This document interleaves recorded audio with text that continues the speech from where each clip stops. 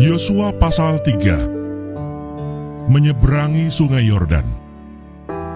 Yosua bangun pagi-pagi, lalu ia dan semua orang Israel berangkat dari Sitim, dan sampailah mereka ke sungai Yordan.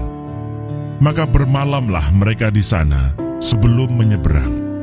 Setelah lewat 3 hari, para pengatur pasukan menjalani seluruh perkemahan dan memberi perintah kepada bangsa itu, katanya, "Segera sesudah kamu melihat tabut perjanjian Tuhan Allahmu yang diangkat para imam, yang memang suku Lewi, maka kamu harus juga berangkat dari tempatmu dan mengikutinya. Hanya antara kamu dan tabut itu harus ada jarak, kira-kira 2000 hasta panjangnya. Janganlah mendekatinya. Maksudnya supaya kamu mengetahui jalan yang harus kamu tempuh, sebab jalan itu belum pernah kamu lalui dahulu."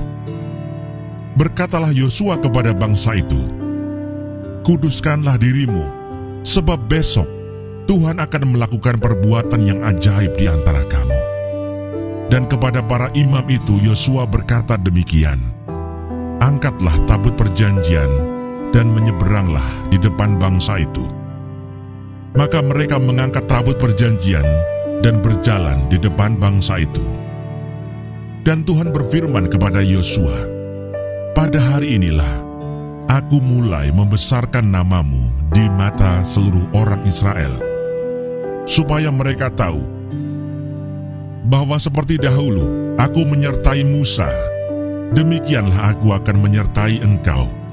Maka kau perintahkanlah kepada para imam pengangkat tabut perjanjian itu demikian: setelah kamu sampai ke tepi air sungai Yordan, haruslah kamu tetap berdiri di sungai Yordan itu."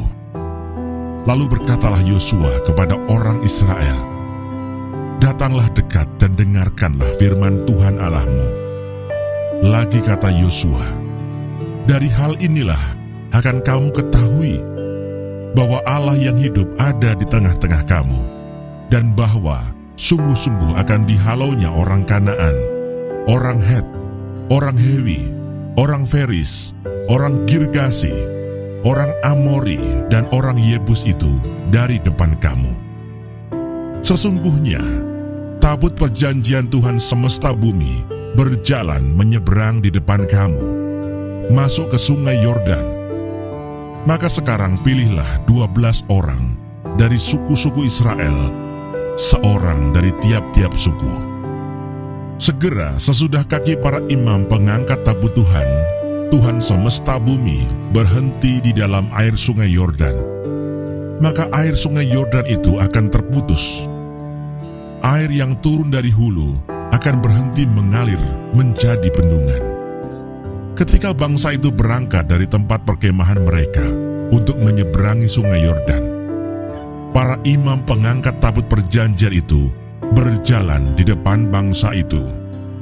Segera sesudah para pengangkat tabut itu sampai ke sungai Yordan, dan para imam pengangkat tabut itu mencelupkan kakinya ke dalam air di tepi sungai itu, sungai Yordan itu sebak sampai meluap sepanjang tepinya selama musim menuai. Maka berhentilah air itu mengalir.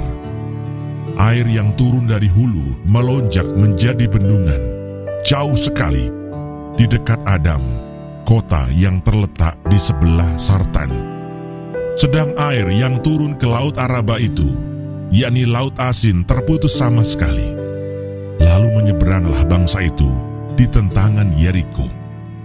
Tetapi para imam pengangkat tabut perjanjian Tuhan itu tetap berdiri di tanah yang kering, di tengah-tengah sungai Yordan, sedang seluruh bangsa Israel menyeberang di tanah yang kering, sampai seluruh bangsa itu selesai menyeberangi sungai Yordan.